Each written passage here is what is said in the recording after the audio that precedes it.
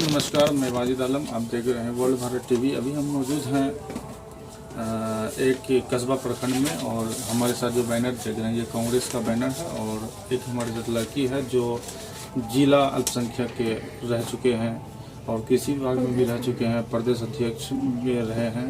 उसी से आज हम रूबरू करवाएंगे उसकी समस्या। लगातार जो पॉलिटिकल जो लीडर होते हैं, काम करने के झांसा देकर लड़की के साथ किस तरह व्यवहार किया जाता है, उस विषय पर बात करेंगे। और जब मामला होने के बाद थाना में आवेदन पड़ते हैं, उसके बाद भी सुनवाई नहीं होता है, उस बात को लेकर खास बातचीत करेंगे। सीधे रूबरू करवाते हैं हमारे साथ। आप अपना परिचय दीजिए पहले। जी, मेरा नाम सायरा बानो है जी।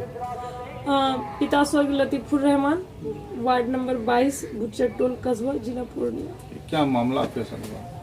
मामला ये है कि हम 2017 से ही मतलब समाज सेवा से जुड़े हुए हैं, और समाज सेवा करने के दौरान कई तरह का विपत्ति मेरे लाइफ में आया है। हम सबको झेले हैं, और लोकल कुछ नेताओं के द्वारा मतलब पॉलिटिकल बदनामी भी मेरे ऊपर हमेशा लगाया जाता है, और हमको दबाने का प्रयास करता है। उस चीज को भी हम झेलते हुए संघर्ष करते हुए आगे बढ़ रहे थे। इसी बीच में एक अब्दुल रहमान नाम का व्यक्ति मेरे लाइफ में आया, जो मेरे दूर के रिश्तेदार में जीजा जी लगे जी। और उसने मुझे झांसा दिया कि साथ में बिजनेस करेंगे और आगे बढ़ेंगे, आप अपना लाइफ अच्छे से जियोगे, बिजनेस हो जाएगा तो आप गरीबों को मदद करोगे। इस तरह का बिजनेस, कैसा बिजनेस करने को बोल रहा है? स्कूटी जो वो स्कूटी, उनका गाड़ी का शोरूम था, स्वराज ट्रैक्टर का, बनवनखी में दिलीप यादव विधायक जी के पेट्रोल पंप के सामने में। उन्होंने कहा था कि बिजनेस एक करना चाहते हैं, पर जो हमारे परिवार के लोग हैं वो बिजनेस को डुबा देता है। अगर आप मेरे बिजनेस में पार्टनर बन करके आते हैं तो हम लोग एक अच्छे से बिजनेस को आगे बढ़ा पाएंगे। हमको एक अच्छा व्यक्ति का जरूरत है जो आपके अंदर में झलक रहा है कि आप बिजनेस को बखूबी अच्छे से कर पाएंगे, अच्छे से आप लग रहा है कि आप अच्छे से कर सकते हैं। तो बिजनेस की बात जब खत्म हो गई तो बिजनेस उसके बाद क्या प्रोसेस रहा? तो हमने कहा कि गाड़ी स्कूटी का बिजनेस के लिए बहुत सारे पैसे की जरूरत है, उतने पैसे मेरे पास है नहीं। बोला आपके पास कितने पैसे हैं? हम बोले मुश्किल से मुश्किल 6-7 लाख ही जुगाड़ कर पाएंगे हमने कहा। तो बोला कि कोई बात नहीं है, इन्वेस्ट हम करेंगे। मेरे करोड़ों रुपए जगह जगह फंसे हुए हैं, इन्वेस्ट हम करेंगे, बस ईमानदारी से आपको काम करना, और पार्टनरशिप में हम लोग जो भी फायदा होगा हम लोग 50-50 कर लेंगे। और इससे क्या होगा कि आपका बिजनेस हो जाएगा तो आप भी अपना हैप्पी लाइफ जी पाएंगे, और आप अपने राजनीति में भी आप जो गरीबों को मदद कर पाएंगे, आर्थिक मदद कर पाएंगे। मेरा सपना भी यही था बचपन से कि हम जो एक अच्छी समाज सेवी बन करके और गरीब माँ बहन को कुछ आर्थिक मदद कर पाए और दुआ ले पाए। उसके बाद आपके साथ क्या प्रॉब्लम हो रहा है? अब्दुल रहमान मुझे ये सब बिजनेस का लालच दे करके दोस्ती किया मेरे साथ, और उनके परिवार भी लालच दिया कि तुम्हारा जीजा सही बोल रहा है। दूर के जीजा जी हुए ये अब्दुल रहमान, वार्ड नंबर 10, मिर्जावाड़ी, बेतोना, कस्बा, जिला पूर्णिया का रहने वाला अब्दुल रहमान है। तो उनके परिवार से भी समझाया गया कि तुम्हारा जीजा सही बोल रहा है, तुम अकेली लड़की क्या करोगी, इनके साथ आ जाओ, दोनों एक दूसरे को सपोर्ट में काम होगा। हमने विश्वास किया अपने परिवार समझ के, लेकिन ये व्यक्ति काम काम कुछ दिन काम किया साथ में 7-8 महीना, उसके बाद ये आदमी अचानक हमको मेरे ऊपर मेरी इज्जत पे हमला किया। एक बार किसी प्रोग्राम, किसी गरीब लड़की के मंदिर में शादी थी बनवनखी में, उधर से ही लौट रहे थे और इस्लामपुर में मेरी तबीयत खराब हुई थी, और अपने परिवार का झांसा देख करके हमको ले गया कि तुम्हारा तबीयत ठीक हो जाएगा तो घर पहुंचा देंगे 1 घंटे के लिए, वहाँ चलो। मेरा स्वास्थ्य खराब हो गया था, सांस लेने का प्रॉब्लम हो रहा था हमको। वो लेके गया और वहाँ कमरे में हमको ले आके बंद कर दिया। उसके कमरा में कोई पत्नी नहीं थी, कोई नहीं था। 3 दिन तक हमको कमरा में रखा, बेहोश करके, खाने पीने की चीज में नशीला पदार्थ दे करके, और 3 दिन तक मेरे साथ संबंध बनाया मेरे इच्छा के विरुद्ध। बहुत मुश्किल से जो है कि घर पहुंचाया हमको। उसके बाद परिवार से उसका मिले, सारी बातें बताई। मेरी मम्मी बहुत नाराज थी इस मामले को लेकर के कि अपना होकर के बच्ची के साथ ऐसा किया, लेकिन ये लोग चुप कराया कि घर का मामला है, मर्द था, बहक गया, चलो कोई बात नहीं है, मिलजुल कर रहो। अब मैंने हो गया तो क्या करोगी, इसका बाल बच्चा भी है, सजा करेगी तो बाल बच्चा भी बर्बाद हो जाएगा, तुम्हारा भी इज्जत लौट के नहीं आने वाला है। उसके बाद क्या हुआ? फिर समझाने बुझाने पे हम लोग रहे, शादी उदी का झांसा दिया उसका परिवार। अब्दुल रहमान का जो गार्जियन है इब्राहिम बुखारी, जो अपने आप को बहुत बड़े मौलवी हाफिज बोलते हैं और बहुत बड़े पैसा का घमंड दिखाते हैं कि हम बहुत पैसा वाला, हम कुछ भी कर सकते हैं। उन्होंने बोला कि वो आश्वासन दिया हमको, उससे जाकर के मिले तो उसके आश्वासन पे, उसके परिवार के आश्वासन पे हमको बहाना लगा के 2.5 साल तक रखा। और 2.5 साल के बाद उसी बीच में हमको जो इधर बीच में हमको मतलब प्रेग्नेंट कर दिया। संबंध हम बनाना नहीं चाहते थे, लेकिन ब्लैकमेल भी बीच बीच में हमको करता था, कुछ गंदी फोटो वगैरह बीच में वो अपना गलत हरकत भी दिखाता था। ये बात हम परिवार को बोलते थे कि हमको जो ब्लैकमेल करता है हम संबंध बनाने से, कहता है कि नहीं करेगा कुछ, ये तुमको धमकी देता है, ठीक है तुम नहीं मानती हो बात तो, लेकिन नहीं डालेगा। इस तरह से बार बार उसका परिवार द्वारा हमको चुप कराया जाता था, समझा बुझा करके।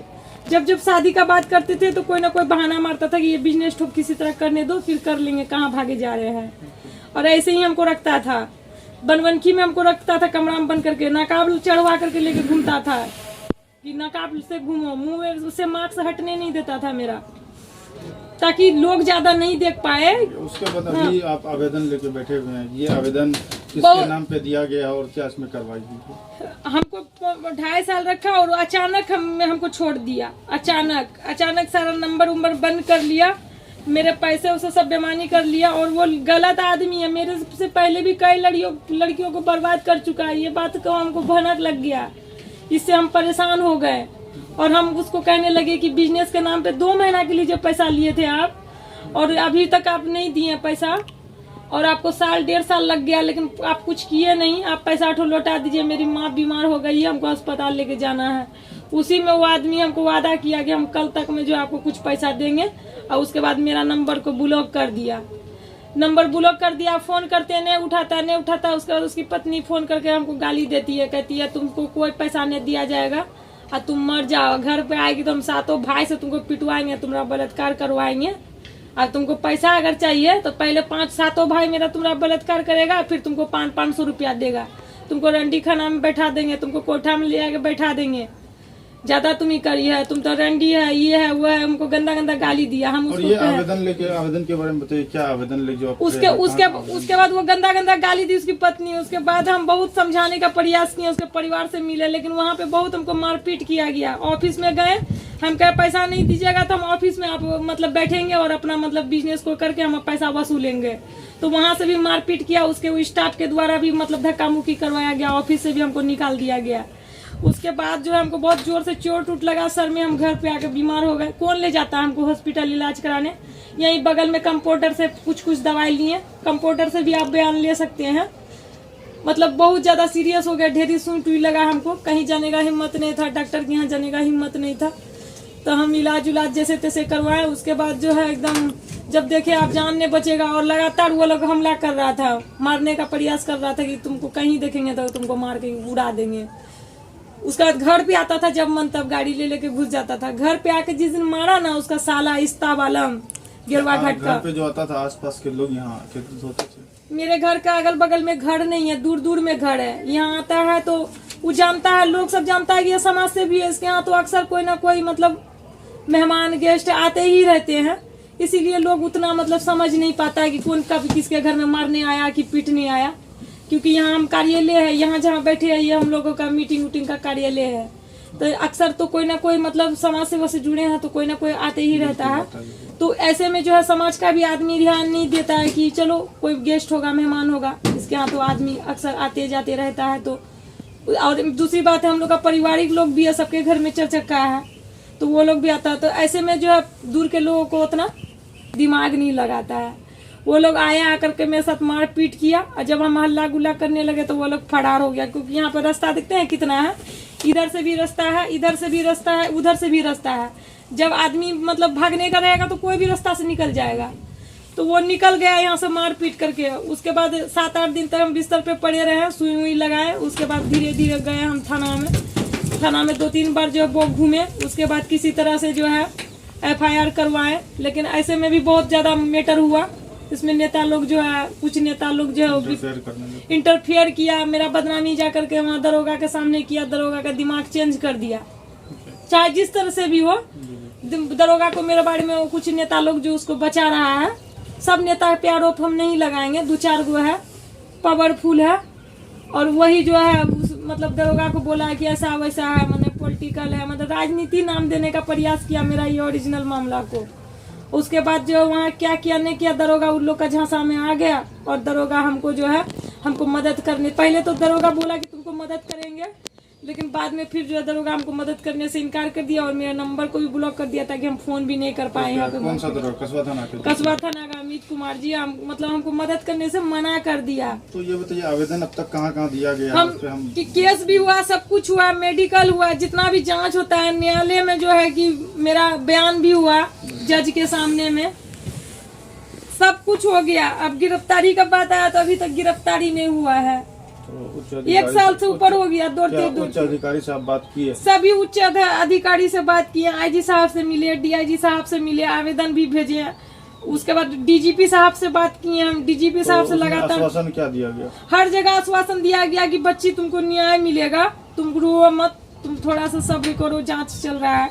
लेकिन कौन सा जांच चल रहा है सर बताइए? 1 साल से ऊपर हो गया जांच करते करते, 2 घंटा का जांच है, 2 दिन का जांच है, और आप 1 साल से ऊपर लगा दिए जांच करते करते। और अगला हम अगर आपको न्याय नहीं मिलता तो आगे का क्या प्रक्रिया? हम लड़ते लड़ते थक गए, हमरा जाने नहीं बचेगा, बदन में खून नहीं है, ऊपर से वो लोग जादू टोना भी करता है। क्या खाएंगे, कैसे जिएंगे, कौन हमको कमा के खिलाएगा? क्या हम क्या धंधा करने के लिए बैठ करके कमा के खाएंगे? मेरे पास अभी बिजनेस नहीं है, जो भी जमा पूंजी था चला गया, बीमारी हालत में काम नहीं कर पाते हैं। और एक चीज यहाँ जो है इस जगह देखे कि खरगोश भी कुछ पाला जाता है। यही कभी कदाल खरगोश बेच लेते हैं, तो नीमक सत्तू करते हैं हम, वही गाय 1 ठो रखे हैं, और वही दूध बेच बाच करके जैसे तैसे हम गुजारा कर रहे हैं, लेकिन हमारा पेट नहीं भर रहा है। अब हम कौन सी करेंगे? लड़की जात बिना कोई गलत काम किए हम पे कुछ लोग आरोप लगाता है कि ये है वो है। अगर हम क्या करेंगे? एक मुस्लिम लड़की है, अल्लाह का दिल में खौफ है, क्या अब हम क्या गलत कर करके 2 टका कमाएंगे क्या? बोलिए कहाँ से जाएंगे अभी हम बिजनेस करने के लिए? कौन हमको कमा के खिलाएगा? कौन लड़का हमसे अभी शादी करेगा फ्री फंड में?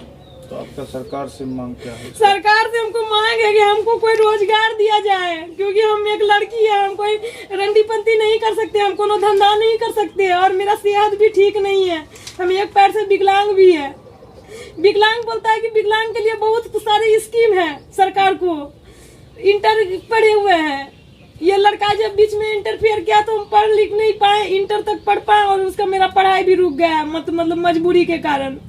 अभी हम कहाँ जाएंगे? इंटर पढ़े हुए हैं हम, अभी ना मेरे पास रोजगार है, जो भी मेरा जमा पूंजी था मेरे परिवार का था सब ये लड़का बेईमानी कर लिया, कमा के 1 टका खिलाया नहीं हमको। अभी हम कहाँ जाएंगे, क्या करेंगे, कुछ समझ में नहीं आ रहा। तबीयत ठीक नहीं रहता है मेरा, किससे हम जाएंगे 2 टका मांगने? कौन देगा 2 रुपया हमको? अभी जो हम बात किए शेरा बानो से, उन्होंने हमारे साथ बहुत सी आवेदन कॉपी जो कि जिला में दिया गया है, एसपी को, डीआईजी को, आईजी को, हर जगह आवेदन दिया गया है अपने न्याय मांगने के लिए, लेकिन अब तक न्याय नहीं मिले। महिला आयोग नहीं मिलने के कारण यही है कि इस जो करप्शन चल रहे हैं बिहार में, सरकार बड़े बड़े वादे करते हैं लेकिन धरातल पे उतरते नहीं हैं। इसी तरह ये बेसहारा लड़की के साथ इस तरह की अन्याय हुई है, लेकिन जो प्रखंड बाई जो क्षेत्र हैं, जो कस्बा थाना क्षेत्र हैं, लेकिन यहाँ के जो अधिकारी हैं वो सुनने को तैयार नहीं है, क्योंकि पॉलिटिकल पावर जो नेता हैं, पॉलिटिकल में रहने वाले गद्दावर नेता, उन्होंने एक गरीब की बात को नीचे दबा देते हैं। तो अगर जहाँ तक मेरी आवाज़ जाए, आपसे आशा करेंगे कि ये लड़की को न्याय मिले, और आप लोग खबर को शेयर भी करना चाहें कि न्याय कम से कम इस लड़की को मिला जाए। अब हमारे साथ बने रहिए।